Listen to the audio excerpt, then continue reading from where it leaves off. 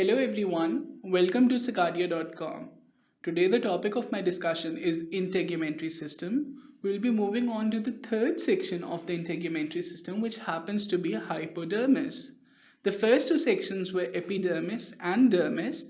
To follow these sections, you can always visit sqadia.com. Let's take a look on what we'll be discussing in hypodermis. In hypodermis, we'll be talking about the subcutaneous tissue, the blood vessels, the lymphatic vessels, and the receptors. The various types of receptors, the details of which will be looked upon in a little while.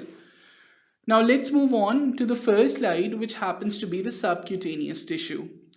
Subcutaneous tissue, as the name implies, it lies subcutaneous, below the skin. It consists of loose connective tissue. It binds skin loosely to the adjacent organs. It is also known as the hypodermis or the superficial fascia. It contains a varying number of fat cells, which depends upon the nutritional status of the patient, of the individual.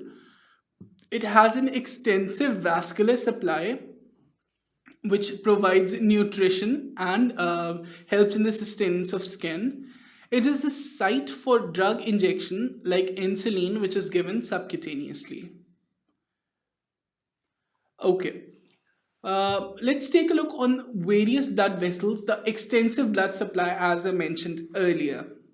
There's a rich network of blood in lymphatic vessels in the subcutaneous tissue. There are two major plexuses. There's a deep between the hypodermis and the dermis, and there's a superficial plexus between the papillary and the reticular dermis. This happens to be the superficial plexus, and this happens to be the deep plexus. This subpapillary plexus sends branches to the dermal papillae and forms a capillary network just below the epidermis. The functions of these rich vascular networks is to provide nutrition and thermoregulation. In various environmental conditions, in various temperature conditions, what happens is the vascular flow, the blood flow to the vasculature of the skin changes. In warm environment, the blood flow to the skin increases. There's evaporative loss of heat from the subcutaneous vessels, and this leads to cooling of the body. In cold conditions, there's a vasoconstriction or tightening of the vessels. This tightening of the vessels decreases the blood flow to the subcutaneous tissue. This decrease in blood flow to the subcutaneous tissue causes decreased loss of heat through dissipation, and this helps in conservation of heat and conservation of energy. They're lymphatic vessels which begin as closed sacs, and they form two plexuses along with the blood vessels. They help to drain the lymphatic material, the lymphatic flow that is left in between the cells, and they help to return it in the vasculature within the blood pool.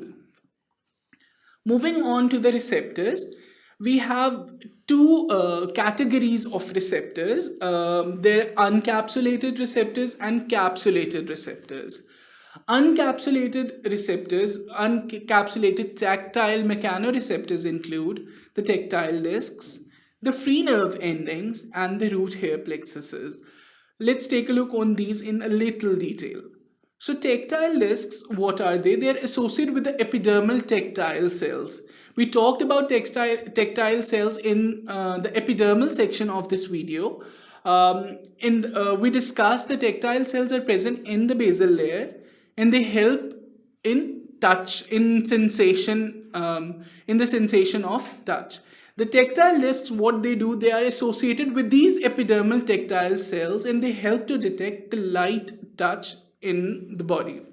The free nerve endings, the free nerve endings from papillary dermis, they extend from the papillary dermis to the lower epidermis. And these free nerve endings, what they do, they detect the temperature, the pain, the itching sensation, and they also carry some tactile signals. Then there are root hair plexuses. These are the root hair plexuses. They surround the base of hair follicles. And where were these bases of hair follicles found? In the reticular dermis.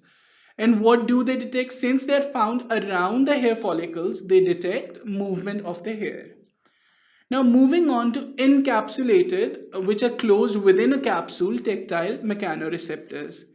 These are the tactile corpuscles, the lamellated corpuscles, the cross corpuscles, and the Ruffini's corpuscles. We'll take a look at the first two in detail. The last two, the ultrastructure of the last two is not well known. However, we know that they are encapsulated and they help in detecting touch within the body. Okay, the tactile corpuscles. The tactile corpuscles are also known as the Meissner's corpuscles. There you can see the Meissner corpuscle.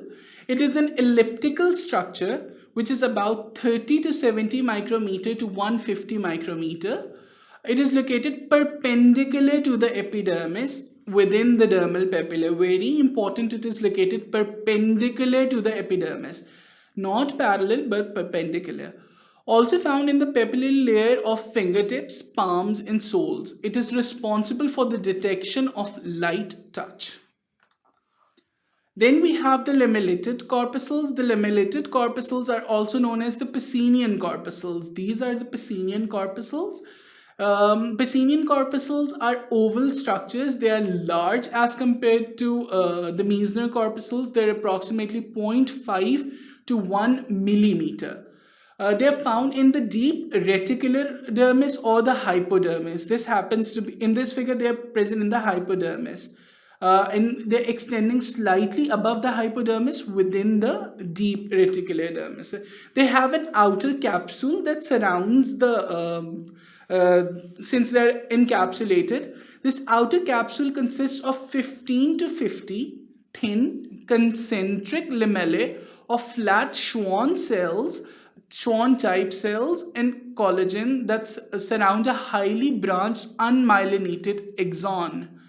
What happens is these lamellated structures, they modify the nerve impulse or the sensation to be perceived by this unmyelinated axon. Hence, they are very specific and help to conduct the signal very accurately.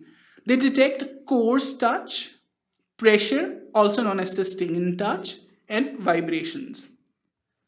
So this was all about hypodermis. In this section, we talked about the subcutaneous tissue, the vessels in the subcutaneous tissue, which included the lymphatic vessels and the blood vessels, and the sensory receptors, which were the encapsulated and unencapsulated sensory receptors. For further details on the integumentary system, keep watching this video and watch other sections of this integumentary system. Thank you for watching sqadia.com.